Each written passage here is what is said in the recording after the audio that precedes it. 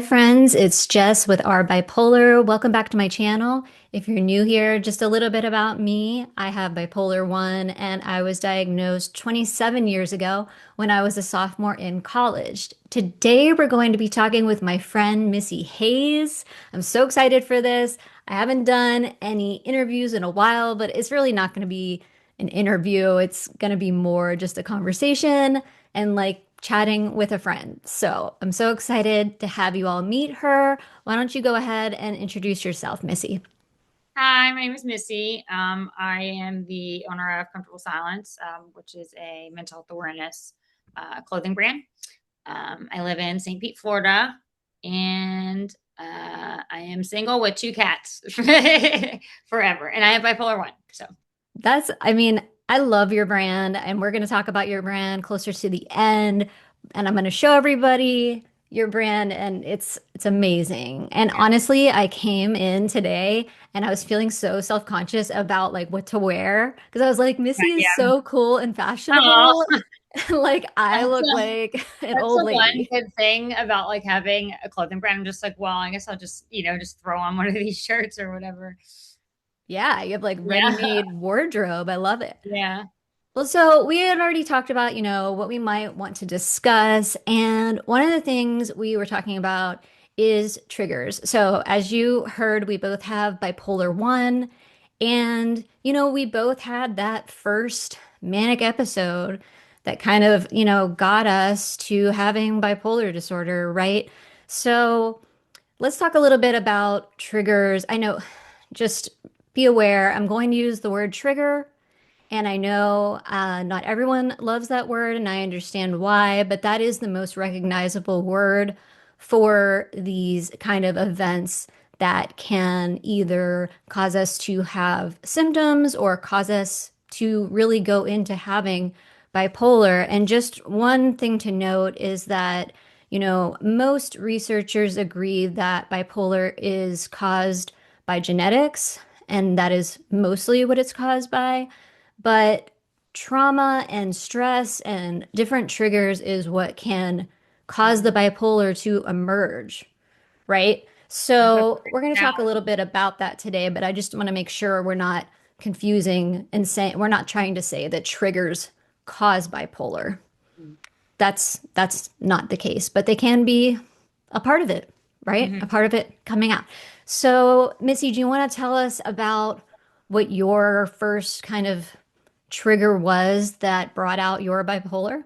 Sure. I mean, so I was diagnosed young. I was maybe 15 or 16, which is crazy young. Which you were young too to be Yeah, I diagnosed. was 19, but 15 is very young. Yeah. And I had a very traumatic experience too, to where that kind of brought about my diagnosis. You can listen or hear more about it like on my about me page. But I would say like it's triggers in general, like bringing out episodes, right? Hmm. Right. Well, how Um, about like for your very first, oh yeah, my like the very first. first major So yeah. episode? So I didn't really understand too much about what bipolar was until, about 3 years ago. It was never really explained to me when I was diagnosed. About three, it's just crazy. 3 years ago, I had, I think I was in, it must have been like 7 or 8 months, a manic episode. I had no idea. I didn't really know like what mania was really or fully understand any of that until, I was heavy into it. And I think a lot of it well, just my lifestyle. I didn't really have a routine. I wasn't sleeping as much as I should. I was drinking a lot at that time, and I think just a combination of all of those. I was very angry too, and I just think, yeah, I think just the sleep really just caught up to me, and the drinking, and just the people that I was kind of surrounding myself with. Not that that's an excuse, but so I hope that kind of does that kind of. Yeah, I think, and we've talked about this. I had a similar experience, but mine was more, I had already been, were you diagnosed before this Yeah, episode? this was like three years ago. This is when I moved. I had to move home. I called my parents. It was just one thing after the other. It was eventually got to the point where I was like, okay, maybe I am the problem. You know what I mean?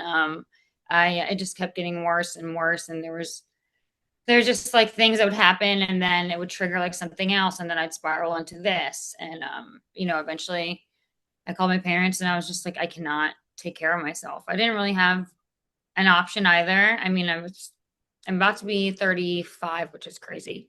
I was 31 at the time, and my parents too were just kind of like, listen, like we're coming to get you, sort of thing too. But I it was my first big wow, what's going on with me sort of moment for sure. Um Yeah, I mean, I had very similar issues where like my lifestyle was triggering mhm, episodes. So I had already been, like you said, I was diagnosed at 19, and I'll talk about that a little bit in a second. But then I was in my 20s and I was on meds. And I think, like you, those meds were not really doing yeah. much of anything. Mm, And so I was not told either, like that I needed to change my lifestyle, that like sleep was so important and, exercise and eating right, like all these things, like really taking care of yourself. I thought if I took my meds, I was fine. we're fine, yeah. And those meds were like doing nothing. So staying out late all the time, like going to clubs until 4 or 5 in the morning, like all of those things. And I just thought, well, I'm taking my meds.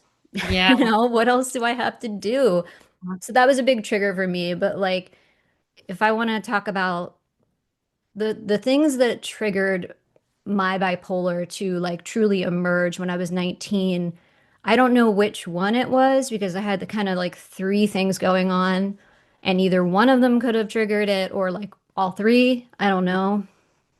The first thing was, because I was 19, I had like just gone away to college the year before, and I had been diagnosed with depression my freshman year and then bipolar sophomore year. So I was still like adjusting to like a big change in my life, which was going to college, living on my own. And then the other thing was because of the depression, I was put on antidepressants. And Yeah. so that could have, did Those you were have not, that experience? oh my God, I feel like I was pumped. I hate saying it that way, but I truly feel like, and especially because I was 15, you know what I mean? So I was still becoming, I was still developing, I was still, I'm not a child, but you know what I mean? And I think they put me on just about any sort of medication I can ever name. I felt like a guinea pig almost, which, all the antidepressants, none of them worked for me. I just felt like a zombie. They just had such terrible like effects for me, like side effects, to where, yeah, finally just the mood stabilizer and, anxiety meds and sleeping, of course. But the mood stabilizer, I think, is like pretty much like what I need to kind of, Hmm. to stay stable if it's the right medication. But antidepressants, they just were not for me whatsoever. No, same. And I think probably because we both truly had bipolar and they Yeah, didn't know. And I also like I think in that year, my freshman year, I went through like 4 or 5 different antidepressants. yeah, None yep. of them worked. Yeah, I remember the names of a couple, but there's just so many. I always say, just kind of joke, but I'm always like, yeah, I'm a walking pharmacy. But That's so true. I never thought of that. yeah, I had a hard time accepting that I did have to take medication, to be normal, I guess you could say. But it is a very, if I didn't have my meds, I don't think I would be able to. I just don't know. I don't want to know what kind of Missy would come out, but it wouldn't be fun for anybody. you know. No, I mean, I did go off meds at one point, like without being under a doctor's supervision. And Yeah. I did okay at first just because like the mood stabilizer I was on just truly was like wrong for You just me. choose to stop taking it. You were just like, I'm done with this. I was like, I am done. I was Yeah. so frustrated. I just was beaten down, you Yeah. know? And so I finally stopped and like I kind of did okay for a little bit, but then I had like a massive manic episode with psychosis.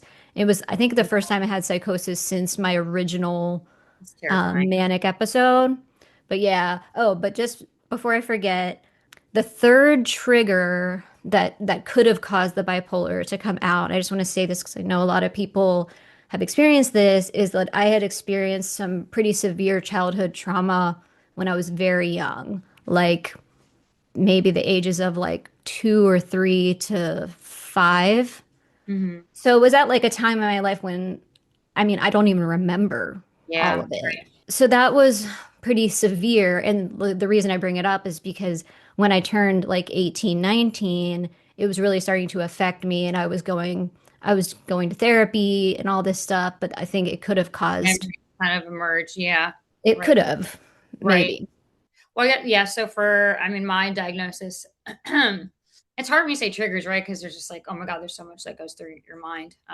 Yeah. Uh, but so when I was 15, 16, my high school was hit by a tornado, a four tornado while we were in school. And I can't even begin to, it took the lives of eight students. So I was there when it happened. It was on CNN. George Bush actually came down and the next day and like walked through everything and it was just I think the next day I woke up and I'd aged like 10 years. Yeah. So it was just It's it was horrific. it It's was so horrific. like Yeah. you told And me this before and I still have chills like right yeah, now just hearing it. Like it's yeah. It's easy for me to talk about now. And it's almost like you think about things and it's like, wow, that doesn't even seem like part of my life. It was so long ago. You know what I mean? Sometimes I get nervous about talking about it because I don't want it to be like the one thing that is like, oh, Missy or whatever was in this and yada yada, because there's so many families and people involved that it's like I don't want to speak on it because it's such a huge I get sorry. Such a big no, part of like some like our lives, you know what I mean? So it I is. I always get nervous, like, what if somebody from school hears this or something and that like re-triggers them? Because it's, I I don't talk, understand. yeah, I don't talk to too many people from school, but then, like when, if somebody does come about or you see somebody or do talk to somebody, every time that anniversary rolls around, we just have like such a unspoken bond, you know what I mean? That it's just like, you know, Yeah. um, I mean, but thank you for talking about it. Yeah, it's just unimaginable, really. I'm sure mhm, and I'm sure it really affected you beyond having definitely. bipolar. I mean, like how long after that were you diagnosed? I'm trying to think because trauma you block out. I mean, like I hate that you went through that, and then later on in life you remember things. Yeah. But it had to be. I mean, obviously I went to like therapy and stuff right after. I don't know if it was maybe it was when I was in high school, so it was still, I don't maybe I was like 16 or 17, maybe like a year later. It's hard for me to Yeah. remember. But with that too, I just became so angry at the world. You know what I mean? I was just I wasn't a bad kid, but I was definitely a pain in the ass. um, but with that, it was also PTSD. And then throughout my life, I remember I would just constantly like think about it and I would ask myself, like, oh, like why, did I survive and stuff like that. And then I found out through like therapy and stuff that I have survivor's guilt, Yeah. which I didn't even know was a thing. I feel like whenever I did find out that I had bipolar, or when I learned more about it, recently with my episode and, survivor's guilt, PTSD, it is kind of hard to like put a name on like something that's not wrong with you. But I do feel as though like a lot that I like had shame for and stuff in my life like made sense. And I felt less like not bad about things, but I feel like I kind of understood myself more. Um, if that makes sense, Yeah. uh, being diagnosed so young, you're just kind of like, I don't know. It just kind of felt like it was like a name, like you're an angry teenager, or this and that, and whatever. And it is probably hard to diagnose somebody so young because you're like, am I just like a teenager that's going through it? But also like, excuse my language, it was some pretty effed up shit that I went, Yeah. You can swear on here. It's fine. yeah, I am. I cuss like a sailor, so I'm gonna try to not. No, it's really okay. It was a lot, and I still think about it often. There's certain things that I can't like if I'm driving or something. I see heat lightning, I immediately like just snap back to it. And it's strange too how it like affects, because other people like how, I wonder like how they are, if they were diagnosed with something or how it. I still keep in touch with a few of them. Let's see, a few like the kids that were also there. It's just such a huge like life altering experience. So Yeah. it's just every single year when it comes about, you see kind of like people post about it, but at this point, it's not really like nobody really posts about it. It's just kind of like say gratitude for being here and stuff. And then I try to like think about the kids and their families, and it's just so Yeah. terrible. So Yeah. I think the trauma, it just, Yeah, and it's yeah, trauma. And it's like external trauma, like things that happen to you that you can't control. Like yeah, those are still some of the biggest things that cause me to have symptoms hmm, today. Even though yeah, I'm like doing a lot better, I still have symptoms. And yeah, when there's weird outside stress, I don't know, yeah. that's like a big trigger for me. Do you Oh find yeah, that oh happens? yeah. No matter what, if there's like a lot of new good things in my life or whatever, if there's so many new things going on introduced at like one time, I can't, it's just too much, if that makes sense. Yeah, So exactly. Like when I get too much stuff on my plate, yeah, yeah, and like you said, it could be good things. It could be like something amazing happening, like probably like for your brand or for my yeah, channel, or it could be like a vacation or something that's mhm, supposed to be like fun and good.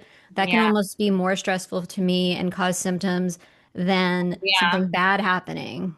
Recently with my like situation with Hurricane Milton, oh my God, I'm so ready to never say that ever again in my entire life. But Hurricane Milton came in St. Pete in Florida. And I've been here for, I don't know, I think 11 years now. And we've never been hit directly. It's actually like a thing to where like the Indians blessed our land. If we can Google it and stuff. And every Oh, single time, yeah, for like, I can't, like 200 something years, like every single time a hurricane would be like coming towards us, it would, the very last second, it would just turn the opposite way. And wow. yeah, so, and I mean, after a while, you just kind of, it was terrifying when I first moved here. Obviously, it's like my PTSD and whatnot. But I was prepared. And yeah, I actually, my apartment flooded. And I just kind of, that was, I guess, over a year ago. And from there, gosh, I've moved like 5 times. My body had some serious, serious health issues. Um, I had to move to a friend's for a little bit that was 6 hours away. And I was driving back and forth from Destin to St. Pete, which is 6 hours one way. Oh, Sometimes wow. like, yeah, sometimes like 3 times a month for the business. And then I got approved for a hotel with something similar than FEMA. It wasn't FEMA. So I was there for 4 months, and with my two cats. And I was pretty much bedridden because of my health stuff. It was just like blow after blow. And then I moved again into a temporary unit, and now I'm here. So it was just the brain was going great, but then I'm like, I didn't know how to like prioritize because everything in my life was priority. You know what I mean? Like fighting with FEMA, trying to get, my money or whatever back, trying to, I get a stable job. It couldn't work. I watched, and I mean, if you have bipolar, it's pretty hard to be good with your money. And I've always struggled with my finances. And I think something that really hit me hard is I had to drain my IRA because I didn't get any help. And it was just so hard to see like everything I had worked so hard for, just like, and I was like, wow, it wasn't even my fault this time. You know what I mean? Like I didn't go manic and spend it on some crazy trip or something. Well, but even then, like, we can argue it wasn't your fault if you were Yeah, manic, you know? But right, yeah, that's a very common thing to right. happen and symptom. Hmm. So I just think the last year and a half, I mean, it's been hard for me to, I mean, I'm like, what routine? I can't get anywhere. I don't have my own space, or I don't have, it's just, it's been, it's been a lot, to say the least. And I'd say, I feel like I've done a pretty good job, navigating it as much as I can, everything at one time. I think the last year and a half has probably been the worst that I was like mentally, since my like big like manic break. 3 years ago. Um, no psychosis until not too long ago. I had like a little bit, but so now I'm finally in a spot that honestly I feel like I manifested and it was worth waiting for that long. It's like the best place I could ever imagine. I don't ever want to leave here. I finally feel like I have like my sanctuary, because I've just been surrounded by like Airbnbs and hotels that say live, laugh, love. And I'm like, enough. Oh my God. I'm like, oh my God, just give me a break. It's not live, laugh, love. About the business is like, I've met so many people like you, like through just, social media and whatnot, but the people that have been following me, the messages that I get and stuff like, hey, like, like we believe in you and like stuff like that. And it was just like, wow. It's So really great, isn't it? Like the social media aspect it of is. And having that community. Like, it's amazing. Do you ever feel like sometimes I kind of make jokes about it at my markets, but it's like imagine having to be mentally stable for a mental health brand, but also like have to be on social media because social media itself, I'm like, I hate staring at my phone constantly and like I can't. It's yeah. hard for me to be like, hey, look at my post and be mentally stable and stay on your phone the entire time. But Right. And you I've seen know, you, I think you've posted stuff like that yeah, before. And I'm like, this is so on point. Like, yeah, it's it exactly is. it.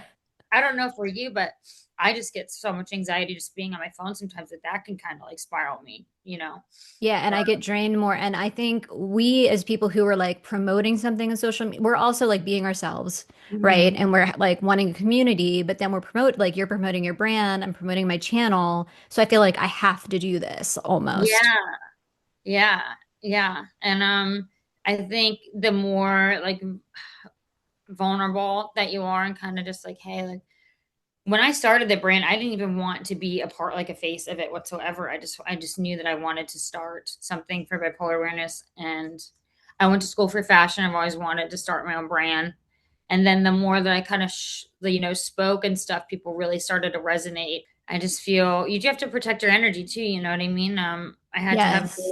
deep conversation with my therapist about because people will really they'll really, I hate to say trauma dump because I don't want that to sound like rude or like your trauma isn't valid. No, I totally get it. Yeah, I mean, and yeah, most people, most I find are like super kind and also like they understand, you can't get back to me right away. That's mhm, fine. But then yeah, there are people who almost like very few, but it feels like they're just sort of like almost using you as like a medical service or they're trying yeah, to. And you're like, I'm not a doctor. Like, yeah. I don't know. It's so that in itself, like those type of things, I want to be like, thank you so much for the support and stuff or whatever, but that can trigger something for somebody. For me, Exactly. the messages and whatnot, and I have to learn. Sometimes I can't respond, or sometimes I'll say, I'm sorry, I can't be there for you like you need me. Yeah. I hope that you have somebody, or it's a lot to take in. It is. It's a lot when you have this disorder, and I feel like people should understand if, because these people usually have it, but it's a lot to take on. And I've made some amazing friends. I've become Mhm. friends with you through like Yeah, I doing was thinking about DMs how and you. all that. Yeah, But at the same time, it can become overwhelming and stressful to the point, like you said, where it is a trigger to yeah, having an episode. And I don't know about you, but like all the stuff we've been talking about, I'm more talking about like hypomania and mania, at least for me, because that's what I go towards. And I think you said you're more like mania yeah, dominant too. yeah. So like maybe we should talk a little bit about, or if there is something we can say about like what could be a trigger for depression. I've been sad before, but I think there's a difference between being sad and being depressed. It's like a whole other. Yeah. And I think this year, I just remember. I mean, I was laying in that hotel bed for 4 months. You know what I mean? I couldn't really go to the bathroom by myself. And just to like kind of like really just a highlight of it, after the storm, I was in fitness really helped me a lot. I was in the gym constantly. I was in like the best shape of my life. I finally had like a healthy relationship with food, which was very hard for me my entire life. And shortly after, my hands started hurting really bad in the morning, And I was like, oh, I'm probably stressed out, and which started clenching my hands. And then really through maybe like the course of a month, it spread all over my body. I woke up, I couldn't really move my knees. I remember I like collapsed at one point when I was driving out of the car. Felt like my knees are like ripping. Oh my God. And then I got to the point where I would wake up in the morning and I couldn't even like pick up my phone because my fingertips hurt so bad. And my hands got like black and blue. It was just like, what the hell is going on with me? I made friends with like obviously the hotel staff, and I had one woman like he would come in and feed my cats and help me go to the bathroom and like get dressed. Uh, Wow. and I remember just like laying in that hotel room and I was just so depressed. You know what I mean? But luckily I finally got diagnosed with this like crazy form of arthritis. It took so much out of me. I just felt like I was just like just disappearing as a person. And emotionally too, like everything was just like every bit of me that I like everything that I tried to like keep going and stuff, I just kept getting kicked down. And I think after I got my diagnosis, thank God I have free insurance with the state right now because I don't have income, and I got approved for these injections. So I have to give myself injections, which is like $7,000 a month without insurance. It's insane. Wow. It is insane. And obviously, with everything that's going on with my body, really, it's like, do I have to do one more thing? But I'll tell you what, like, I will never, ever take for granted being able to move my body ever again. I just remember being in there, just like laying on the ground, like the empty ground. I used my IRA money, and I remember just laying on my living room floor, just crying, being like, "Oh my God, I'm so happy." And then some more stuff happened, and I think for maybe like 2 months, I didn't want to get out of bed. I couldn't find a job. I would just get up, maybe get some food. I'd go back to bed, and that was it. I didn't. I was a little upset here and there because I thought that maybe more people, not more people, but I would have, more people would kind of reach out, especially when I was in the hotel. Yeah. Like I more felt very support. alone. I felt very alone. I didn't really have many visitors. I had my two, I have a few really close friends that obviously like they're just amazing, but it was a little hard to accept. But yeah, that I think I remember at one point, and it's hard too when you're so depressed, like to kind of like it was hard for me to like reach out to somebody like one of my friends and really explain like, hey, like I cannot make my bed. I did like laundry and I was like, I can't make my bed. I can't feed myself. Like I cannot get up. And I have a very good friend. His name's Nick. He won't mind that I mentioned his name. But he came over, he helped me out, made me food. He actually lives really close to me now. And he's like one person that you can really like, there's no judgment whatsoever. And, some people are like, what do you mean you can't eat, or, you can't get out of bed? And it's just like Right. you can't, I wouldn't, like, I didn't shower. I had no motivation like whatsoever. And it's really hard when you're in something like that. It is very hard to pull yourself out of that. I think Yeah, especially alone, you know? that is like so hard. Just listening to it, like I feel so bad that you had to go through that. And it's reminding me, I think I told you a little bit about Brian, my husband. He had this surgery. He doesn't have bipolar, but he had this major surgery on his spinal cord, and the recovery was like a year, and Um, it's been a year, but he is never going to like fully be the way he was before. That's yeah, just the way it is. And I saw him going into depression, and it made perfect sense to me though. Like it was like, of course you're getting yeah, depressed, and of course you got depressed mhm, because of this kind of awful health situation. yeah, But I know like there are people who have bipolar who get depressed and it's like they don't even know why. It just yeah, happens. right, yeah, I yeah. don't really experience that though. Do you ever have that happen where it's like just out of the blue? No, it's always very like warranted, I think. You Yeah. know, every time I've been, I think that was a pretty severe depressive episode to where I guess like rapid cycling, I'm not sure because it would go, from one thing to another, but I was like seriously, I was in it. I don't think I've been like depression wise, I've been like sad throughout like things that'll happen in my life, but that happened and then I lost somebody very close to me. So it was just like one thing after another, I think just like really, and I feel like I didn't even realize that I was like depressed until probably like a month or so later. I was like, God, like this is just not me. You know what I mean? Because I'm always just either manic or, like a little bit, I guess. But I mean, I call myself Manic Missy because it's just like, so no, I've never really found myself in a depressive episode until I think recently. Yeah. I think if I were to have other ones, I would probably remember it pretty vividly. So No, you would. I mean, I've had ones that were like months long, which they're usually like a few months at least. I had one this fall that was only like a few weeks. And to yeah, me and it didn't feel as severe either. Like I didn't have the thoughts of wanting to end my life. That's usually what happens when I'm in depression, but I just don't go into depression that much, like kind of like you, but maybe more than right. you, it sounds like. Do you think that But it's hard or it's not hard, easier sometimes because you live with others? I mean, you have like your family. I know that you spoke about that they can kind of like help you and whatnot. If you're kind of going through it, you're like, hey, you guys have to help me, so I can get some rest and whatnot.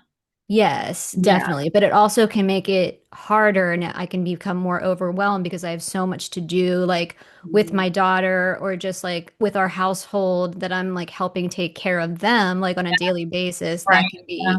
be, Hmm. it can just add on, you Yeah. know. It's not like one thing. If I have all that, if I'm getting stressed out at home because I'm doing too much at home and then maybe something happens at work and it's really Yeah. stressful at work and then there's something else, then it's like all piling on and that's when it Yeah. tends to trigger.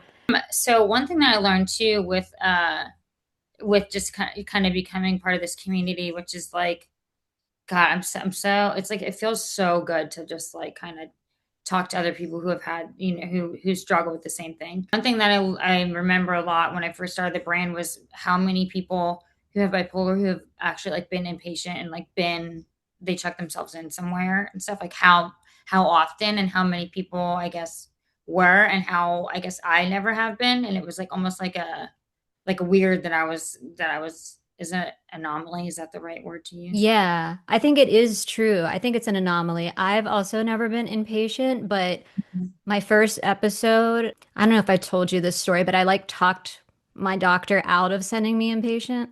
So I was Mhm. supposed to go. And Yeah, my dad is a therapist and he showed up, talked to my psychiatrist, and I was just like begging not to go. And he convinced her to like leave me with him. And yeah, he was kind of like a medical professional. She agreed. Now, I don't know if that was the right decision. I mean, I don't remember the next 2 weeks of my life, you yeah. know? They put Mhm. me on tranquilizers and all this stuff, and I went home. When my parents had to come down and take me, like, I think seeing not just obviously like what I was going through, but seeing how it affected my parents' health. Like my dad was just like his blood pressure and stuff, and it was so hard to see him like so, like sad, like he felt like almost like helpless. You know what I mean? Like I want to help you so bad. Yeah. I think that's a good point. And I might have my dad on the channel. He's offered before to come on, but I also feel really like you're saying, like, I feel bad to like bring this back up and like talk to him Yeah, about it again because I know his experience was different, but it was also really yeah, traumatic. yeah, And it yeah. was obviously traumatic for me and like just like it was for Mhm. you. It's just I do think it would be helpful because I get a lot of parents of people of Mhm. kids who have bipolar on here. Because it's a whole thing too. There's actually Yeah. an episode, I'll have to send it to you, with Gabe Howard. Why am I blanking on the name of that podcast? I remember vividly there's an episode that I was very interested in listening to, and it was speaking to like a parent or whoever that, had a child that had bipolar like growing up and how it was for them, sort of. And something that I liked a lot. I could tell that my parents were kind of doing like some research on it and stuff. I was not myself. I mean, I was like, I was doing this a lot with my eyes, which I found is what I do if I'm going into an episode. I like Oh, blink my really? Oh yeah. Like my eyes get very dry and I like my eyes. Sometimes I like shake my head. That makes sense though with dry eyes because like I get really Yeah. thirsty. Sorry to cut. I was just gonna say No, one no. other thing that I don't experience anymore, but I used to before Mania. My jaw would start like tingling and hurting because I was clenching. He can catch on to that, but I'll just be like, and then I know. Um, and I developed like I just wasn't. I was so far not myself. I got really bad into like picking my skin. And it was just like so much at one time. I everything my senses were so heightened. Like I just remember it's like not I can't even describe like how it felt like in my head. Like I wasn't like a headache. It was just I like joke and I say like I could feel my ear hairs growing because I could just feel everything. You know what I I mean? know exactly what you're saying. Like everything you're saying, I'm like, yes, yes, yes, Every because I had the exact, like, I almost felt like my brain was like frying because my thoughts and everything like would not stop. It yeah. was like beyond a headache. It Mhm. wasn't a headache. It was more than Yeah. that. It was just yeah, you just like I don't even know how to describe it. Not fun. Not what And you wanted to do that no, day not or at ever. And and that was just like, I mean, I couldn't remember anything. I can't remember like what I did like prior to that. And then I remember I was still working out a lot, which was good because my family's from Jersey, but my parents lived in Alabama. My dad was military retired, and they live like legit in the middle of nowhere, which Oh, was a good place to kind of go to like, cut the world off and escape. At the same time, I felt like an animal at a zoo, like in a cage. Like I felt like I was just constantly being watched, or you know what I mean? Or wow. I would drive like 30 minutes to go work out and whatnot, and then I'd come home. And that was so good. But then I was fixated on like, oh my God, well, my body, like my skin and whatnot. And my physical, my fitness and everything helped me so much. So when I got to, but I also had a routine, right? I didn't have anything else to do there because it was in the middle of fucking nowhere. Yeah. When when all this health stuff happened, and that was very hard for me to kind of see my body, like, I mean, like nothing fitting me, like everything I worked hard for, just being so skinny. I'll go out sometimes, occasionally people see me out that knew me before that. And people's comments, like asking, like, oh, like what happened, or so skinny, or this and that, or da da da da, is like, it's hard for me to speak on a little bit when it comes to like my body, but I just think there are things that work for you and whatnot, and then when you can't do it, it sucks. But Really sucks. the psychosis, holy shit, I'd never experienced psychosis ever in my entire life. And I remember this was like before I realized that I was in an episode. I kept feeling like I was like seeing my cat like out of my peripheral, and then I'd look and he wasn't there, or I'd like feel like something brush up against my like legs, and I thought it was like my cat, and I'd look down and it wasn't there. You could actually feel it. Oh, I could feel it. Like I've I felt, never felt anything, oh my but God, feel it like against like my leg, like he was like rubbing up against me. Like I could feel his hair and stuff. And I'd be like, oh, Hobbs. And then I'd look down and be like, whoa. So that's kind of like when I start doing this. And then I remember, because I've heard, I have another friend that has bipolar one, and she would talk about psychosis. And I remember it was probably like 2, 3 weeks before I had to move home. I was laying in bed, and I woke up and felt I just felt someone just grab me so hard right here. And I woke up and I was like, holy shit. I was like, I am in it. It was terrifying. Like that it would, was yeah, that would totally freak me out. so, Yeah, I would see things. I've seen things and I've had like delusions, like I was believing things that were like not yeah, happening, yeah. but I've never like heard anything. Like I've never heard sounds or voices and I've Mhm. never felt anything like that. But I know that Yeah. happens. Yeah. Like if I'm like talking to my friends, I'm like, did you hear that? I'm like, yeah. And I'm like, oh, thank God. You know what I mean? Um, Yeah. but it'll be like little things or something like that. There have been situations, like I remember one time I was driving, and I like parked at my friend's house. I just got picked up from my ex at the airport, and he dropped me off in my car that I left at my friend's house. And my suitcase, I guess I forgot to put it in my car. And I drove home and I couldn't find it, but then I couldn't tell if it was actually in there or not. And I just couldn't see it. And Oh, and that's happened to me a few times. It's like I can't see. I can't tell if something is there or not. And I don't know if that's psychosis or it's just I'm not sure exactly what that is, but that happens to me a lot, but mostly when I'm in an episode. I mean, I think it can. I mean, that's not the things I experienced were more wild, I guess, sometimes. I mean, Yeah, like someone grabbing you, that's wild. But I that mean, was like it was like I thought I had X-ray vision at one point. I thought I had I've heard about that. Like people think they have like superpowers. yeah, Yeah, but it was like it wasn't exciting. It was just like, oh, okay, like that's there. And then yeah. I thought that I'm trying to think how to dissociative identity disorders, how they say it now, but it used to go by like multiple personality disorder. Was it like So one not? day I thought that I had had multiple personalities, which I hadn't, but I thought they had all just like fused to one. But I had read this book about like someone who it was called Sybil. I read it in high school and then this happened like right into college. So I of course Mhm. like my brain just like invented this weird stuff like Yeah, that.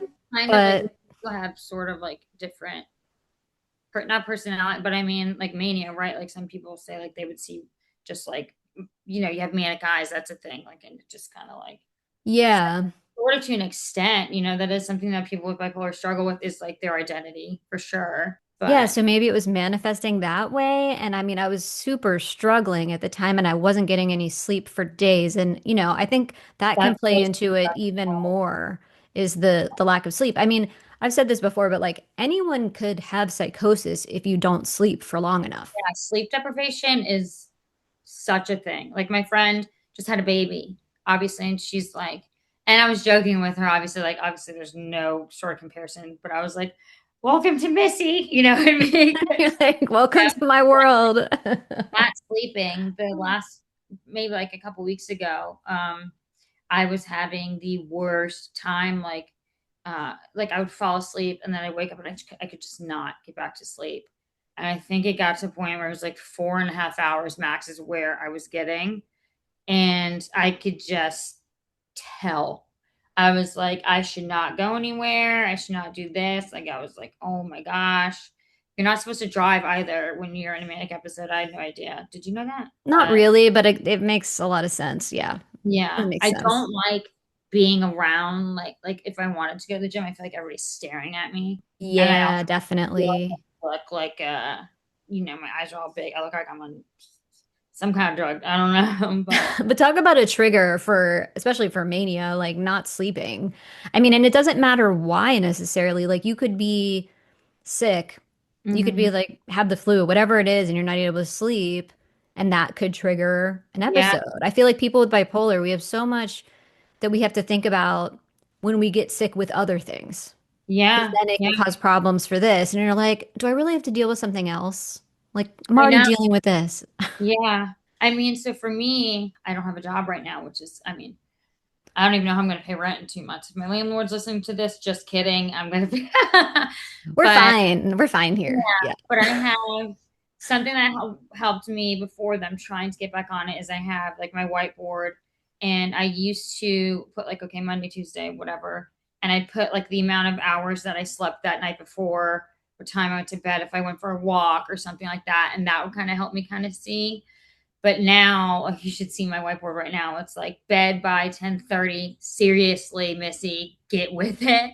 Or something. Or I'll have like, my meds. But for like my markets that I do for the business, sometimes I wouldn't prep. Like I would wait till the last minute and I wouldn't get a good night's sleep or something. And like tonight, I have one tomorrow and I wrote really big, like, hey, you need to get like this much sleep.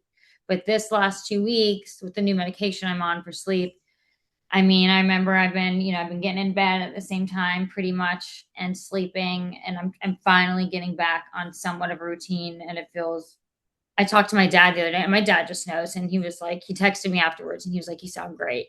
And anytime I talk to somebody like my dad or a close friend, I take what they say about like how I'm doing very, like very seriously because they know me. Yeah. And you said that new medication is called Remeron? Is I that don't it? even know. It's right over here. It starts with an Oh, the generic starts with an M. You don't have to get up. I think it's called Remeron, though. My doctor told me the other day, because like I said, I keep hearing about this Hmm. drug that can help with sleep. I think it can help with anxiety and depression as well, but or doctors are using it like off-label for sleep, and it's Yeah, supposed to be amazing. because I was on trazodone for sleep, and I have trouble obviously like falling asleep. My mind's like, what? And it's comfortable silence. You know what I mean? And I guess to segue really quick, this is totally off Yeah, topic. we can talk about it. So when I was diagnosed, I was 15, 16. I started, I guess this is a huge part of the freaking brand. So this is important. I started journaling after I was diagnosed just because I didn't know like what the hell was going on in my head. I mean, I thought it was fucking nuts. So I just started journaling. I have like all these like collage journals and stuff, and it would just be me just like writing and like getting out everything that was going on. And I have probably like an accumulation of like 20 journals by now. I also do a lot of writing. I feel like I'm a pretty good writer. And everything that I would write, I would sign Comfortable Silence. So it was like my alias, like in all my writings. It was never Missy. It was just like Comfortable I Silence. love that. And talk about trauma. I was like 16 when I thought of that, you know? Yeah. So yeah, and it was just because like I could never just sit and just be. I didn't know what that was. Be here now. Like what the fuck is that? You know, like I'm trying to be here now, but you know, everything else is just like this in my head. So I think just that in itself, people will come up to markets or they're just like comfortable silence. Like I think everybody can sort of resonate with that, but I think when I talk to people who have bipolar and stuff, they kind of like really, because it's hard to just kind of sit and just be and not, you really, it's just difficult. So, No, I totally see it. So like, when did you start the brand and like, what made you start the brand? I started the brand. I say this and I hope it's not triggering, but I try to make a joke of like, I'm a very goofy person. I have like a weird sense of humor, but I always try to like make a joke out of it. And I'm always like, I can only say that. But when I went cuckoo for coconuts is what I say, like when I had a crazy manic episode, I moved home and I was just like, I've always wanted to start my own brand. I was a buyer majority of my career, product sourcing, which is what I'm good at. And every time I kind of like wanted to try to start something, it just never really like it was a good idea, but like the concept just like I was like, this isn't me. I started to get better and I remember I'm trying not to get too emotional, but I remember when I woke up and I looked in the mirror and I like recognized myself, you know? And I was like, oh my God, I feel like I was like looking like at myself for the first time in my life. I was just like, oh my God. And I was still writing when I was there. And no matter where I moved, no matter where I was, I always knew where my journals were. I had to have them. Like they were just like a part of me. I was just like, this is what I was meant to do. Like I'm gonna put this out there. And a lot of the designs and stuff are scans from my journals. And I was just like, this needs to be a thing. Like I lost so many people in my life to, I think you know what I'm getting at and stuff. And Yeah, just yeah. I just felt I just like I never want anybody to ever have to go through what I felt, like and think that they're alone because I didn't know that other people experience these things. So that's when I decided to start it. And I put together like a mood board. And then from there, just kind of, expanded. And I moved back after I got better, I guess. And I remember the job that I had, freaking hated that job so much. If they're listening, you guys suck. But it's just a very toxic environment. And I actually, after they discovered that I had bipolar disorder, shortly after I lost my job, which is very, very strange. Oh, Mhm.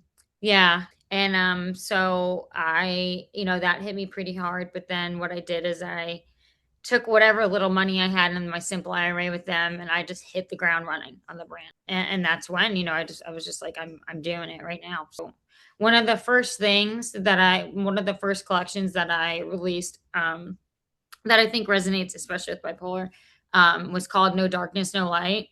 It was this affirmation. I have this app called I Am, and you can choose like what you want to manifest, and it'll send you like push notifications throughout the day. Mine was set to like finding hope or like, like getting through hard times. And one of the affirmations that I told myself over and over was, I think even the darkest of times, for I must feel the difference to recognize the light. And that was just like, whoa, you know what I mean? Because there is always going to be light after that. And it's just like, it's hard, you're like in this darkness, but you have to believe that there is light, that there's something that's coming. Yeah, Um, that was actually one of the shirts that I loved. I remember I was doing markets and I remember I'd finally found like my like aesthetic because I was so focused on like making stuff like that other people wanted. And I was like, no, I'm making stuff that's me. And I remember I made these two shirts and they sold so fast. I was like, I'm such a badass. It's just so cool to see people like really resonate with that. You know what I mean? Yeah, it's amazing. I've gone through that too. I mean, it's not the same, but like my channel, there have been times where I'm like, oh, people want me to talk about these certain things that maybe Mhm, aren't really my thing, but I mhm. should do it. And then I'm like, you know what? I'm just going to talk about what I want to talk about.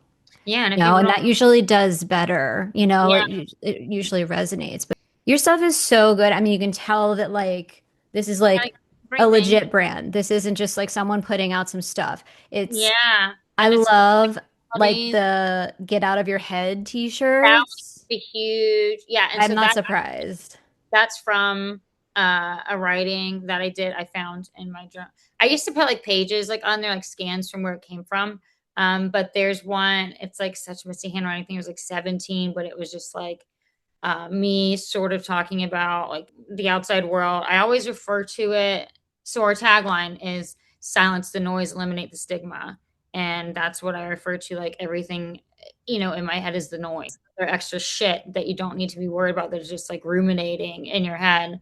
And I just wrote over and over and over, and it's just like get out of your head, get out of your head, get out of your head on that page, and that's where that came from. That's where that it's like the Mhm. self yeah, the self stigma, like you do it more to yourself than anyone else can ever Yeah, do to you. rumination.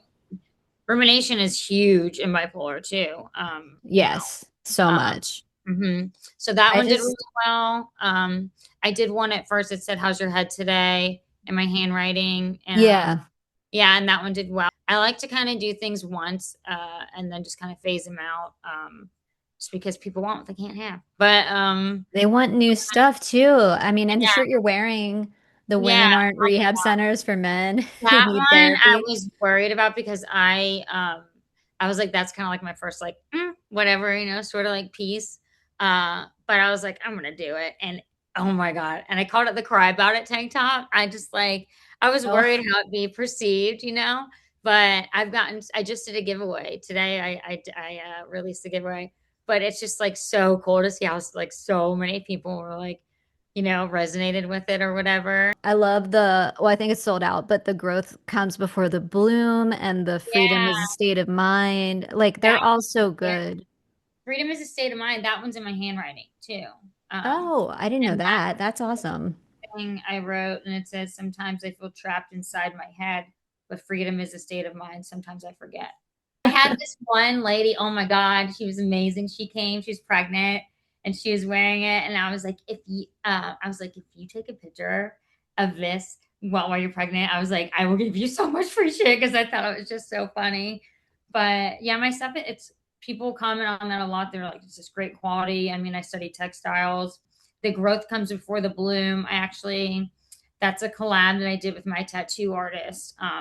He is amazing. When I started going to him, and if he's listening to this, I love you, Josh, so much. Like I started going to him like 9 years ago, and he was an apprentice, and we both have kind of just we've seen each other grow. Like he's doing amazing now, and I saw him grow, and he's known that I've always wanted to start my own brand. Like 2 days after, no joke, I had finalized my logo.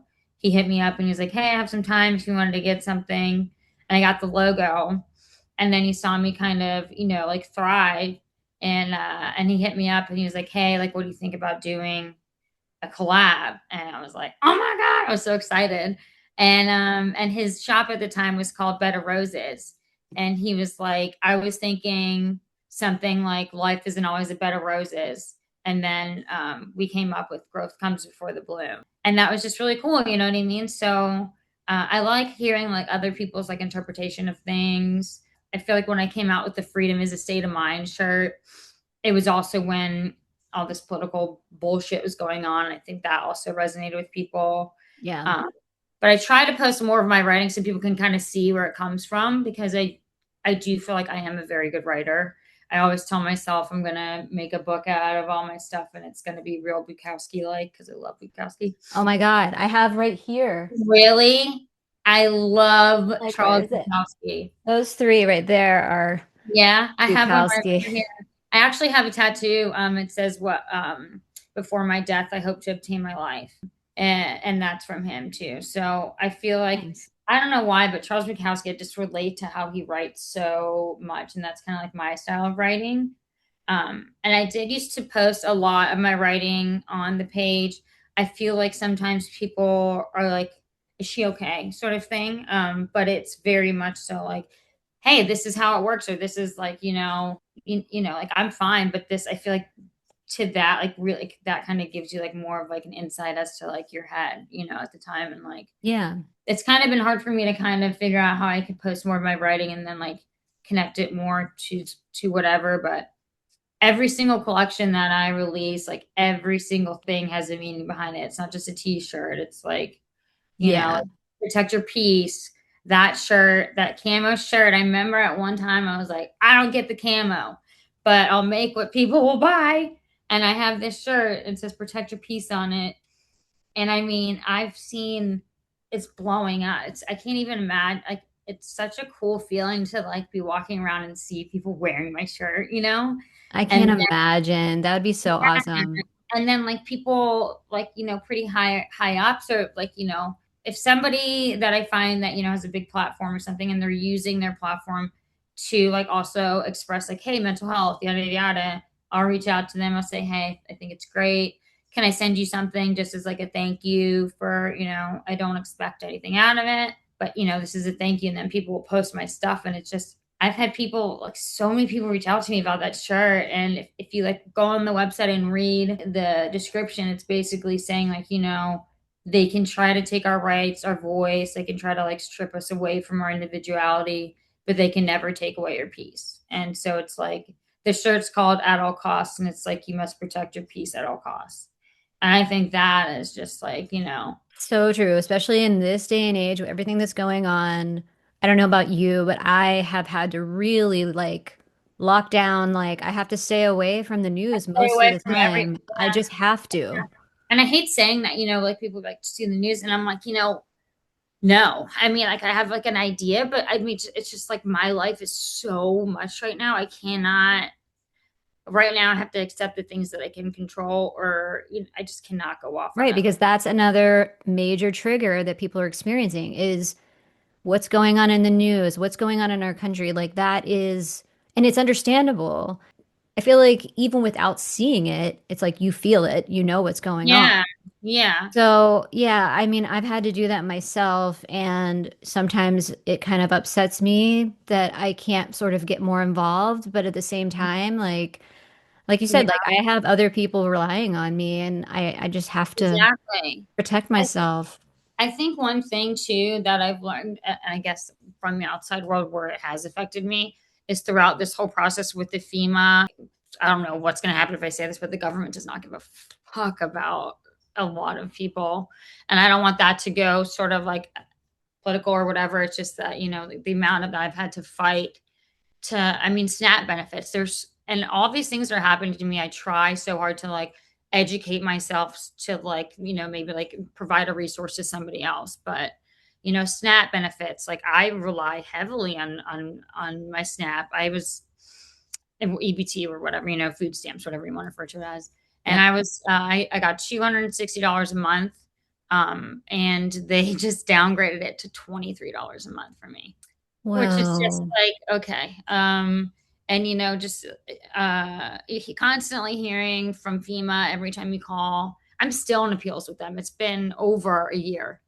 People just like, oh, sorry, we forgot to put this through, or da da da. And I think the one thing that I hated hearing was, I understand. And it was just sort of like, you don't understand. Like I No. don't, I'm going to be on the streets. You know what I mean?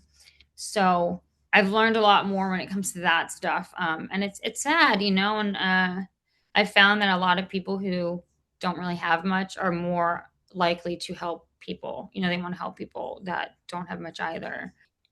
I never want to be in this position ever again in my entire life. But and that right there was just enough for me to be like, I don't even know what's going on in the world. Like, You're like, this I is have to what's step going on. away. I'm Yeah. hungry. You know what I mean? Like, No, I and it's totally get it. I feel like, I mean, we could talk for hours and we have before, but I think we have gone through so much that people can probably relate to and hopefully feel less alone in having this illness Mhm. or just learning about the illness because bipolar disorder it's pretty different from most Yeah, things, yeah, right? And I think people can feel really isolated. And so I think it's good to talk about these things, like talking about all yeah. these different triggers. There's so many ways that bipolar can be triggered. Mhm. I love hearing about your story. You have a remarkable story. And what you're doing with your brand and like putting it into your brand, I just think is so beautiful and powerful. And like people are walking around wearing like I would like get emotional, but like Yeah, it's amazing. And I just want you yeah. to keep going, and I know you will. And I have it. I got that tattooed. My tattoo artist did it on my birthday. Keep going. I got it right here. you did? Yeah, I I didn't even did. know that. Because I tell everybody that. And I tell you what, I sat down the other day because I remember I think I got a message from somebody, or I've had a lot of, and this is the one thing is like, I need help because right now, social media, whatever, I'm like doing things in the back end where I'm like, I'm trying to get us everywhere. You know what I mean? But I Yeah. remember sitting down the other day. I was so fucking proud of myself. I was just like, dude, like I'm actually, if I feel like I'm making a difference finally, and it feels You so are. so good to like have people, just like believe in me and stuff. And it's just like wow. I'm like, if I can do it, fucking anybody can do it, you know. Yes. And So I believe in you. You know I believe in yeah, you. I And believe in everybody. I always write like I believe in you and like packages that I send out. I do want to think and too, because I'd mentioned this to you when we were on the phone the other day. When like support groups, because I didn't really know about them. DBS Alliance is like what I found. Maybe we can link it or something. But I'll link it. I found a group, a support group for, it's not just for bipolar, but it's depression, bipolar support. And I was nervous to go the first time. I think I started going like maybe 2 months ago, but it was very eye-opening, and just really cool to kind of like be around people. You have your family, your friends that are like, we're there for you, we understand. But then to be in an area in a group where people are just like they feel it, they have felt their ear hairs growing. You know what I mean? Or like it's not, it's cool. I remember I left and I felt like a sense of like, wow. I encourage people to, obviously therapy, but I'll tell you what, like going to like that really was like, wow. You know what I mean? Because maybe, people don't have the platforms like we do to like find each other. But they're out there, you know what I mean? And just do some research. They're free. You're gonna be like nervous at first, but I guarantee you'll leave there feeling like, whoa. Like you will go around and we'll say, okay, like on a scale of 1 to 10, how are you feeling this week? And then you say that, and then you go around again, and everybody kind of touches on why. And it's just like it's cool. It's like eye opening a little bit, and so I definitely would recommend that to whoever, because you're not alone. You know what I mean? Yeah, you need that like kind of community and support and like to have it in person is just like a Especially, step beyond what we yeah, can do on social media, although I love my people on social media. Also, it reminds me that that same group, the DBS Alliance, I found a psychiatrist through that site. So there really. are other resources there, and it was a good one.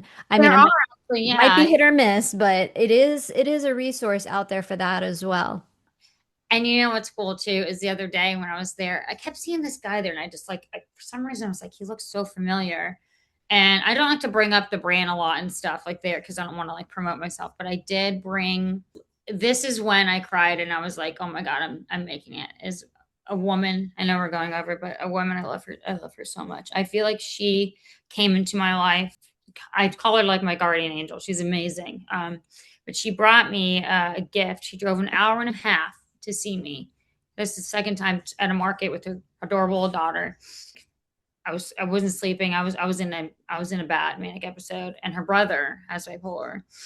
And I just kind of mentioned it to her, and she came to see me. She brought me a gift, and she's like, "Just wait till you get home." And I had a great day at the market, but I was emotionally exhausted. I got home, and she brought me this letter, and I brought it to the bipolar support group, and I had them read it because I feel like everybody could relate to it. She got me like this care package, and in the card it just said like, "You are." I have it like somewhere. I wanted to read it, but it was just like, "You are a beautiful light," and like basically just like keep, it was just like so beautiful. And I was like, oh my God. She gave me like this cute like like body butter that was calming, and like a shadow work journal, which I think was really cool. She gave me like this, I'm looking at right now, like a cute little like money like manifesting like candle and stuff. But that letter that she wrote me was just like, I remember I you telling me, I think I saw it on your Instagram. I think you yeah, posted it. And I I was just did. like, this She is is so amazing. And like, she didn't owe you. She was just a customer it was amazing. originally, right? I met her when we first started. My mom used to make these little bracelets for the brand, and her brother was going through a really hard time.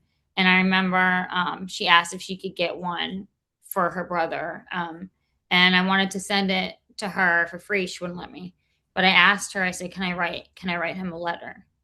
And I wrote him a letter, and I was just like, "Hey, like I went through it too, and I know, like, it's gonna get better and stuff like that." And then she was the first like customer too, where I really kind of I did talk to her a lot about stuff, because I feel like it was good for her too to kind of hear it from somebody else. Yeah. And I would just like check in on her brother and stuff, see how he was doing. And we just kind of like had like a little bond. And then 3 years, we're still, and she would come to see me. And oh God, I just can't, I truly feel like that she brought me that gift, and it was just like I was going through it, and I was like, wow, holy shit. It was just like, oh my God. You know what I mean? Like it was just Yeah. her daughter Like, brought me like a little sticker. It's right on my screen right now. aw. A little happy face sticker, and stuff. So I text her every now and then, and I'm just like, I don't know how weird this sounds, but I was like, "You're my guardian angel, like for sure." Like she was put into my life for a reason. But her name is Jordan. I know she won't mind. And if she's seeing this, like, Jordan, you are amazing. So, I mean, uh, she was put into your life for a reason. You were putting her into her yeah, life for a I reason. mean, It's yeah, amazing. it's, so yeah, I mean, I think everybody, and why I brought that letter to the group is because I feel like, yeah, it was for me, but I feel like every single person has to know, like, you are doing a good job. Everybody goes through it. Like, in her letter it said like, just allow yourself to just be, and remember, that you are your light in this world and whatnot. And something that I think I try to tell people too is like, there's only one of you in this world, and Mhm. that's something. So yeah. Amazing. I think we should end on that. I'm I do like, think we should say really quick though, how didn't we meet? Because I think I messaged you, I sent you a voice message, and I was like, hey, like, thanks so much for following me, I think, right? I can't And remember then what the first voice message I said, but think it it was, was. And then I think I made a joke about like, because I was doing scratch offs, and I was like, one of these days I'm gonna win the lottery. I'm gonna take everybody to get crab legs. I think that's what we oh, right. said. We were Yeah, talking about crab legs, and I was like, my daughter's one of like the pickiest I eaters remember. Yeah, alive, I remember but she that. loves crab legs. Yeah, I know. So So one day we're gonna meet and we're gonna get some crab legs. So, but it's yeah, gonna happen someday. yeah. Someday. So one day we will meet and we'll get some crab legs, and I'm just really stoked to be able to talk finally and everything. We manifested this. I love everything you're doing. I love what you do on social media as well, and like with your brand. It's just you really are helping people, and you're really helping people who have bipolar, and it's so beautiful to see. And I mean, you're just a beautiful person in general, so I just love you. I love you too. So, Yeah. thank you so much for coming on. And thank you all for watching this video, and And I'll through see you in the it. next one. Let's say goodbye. Yeah. Bye.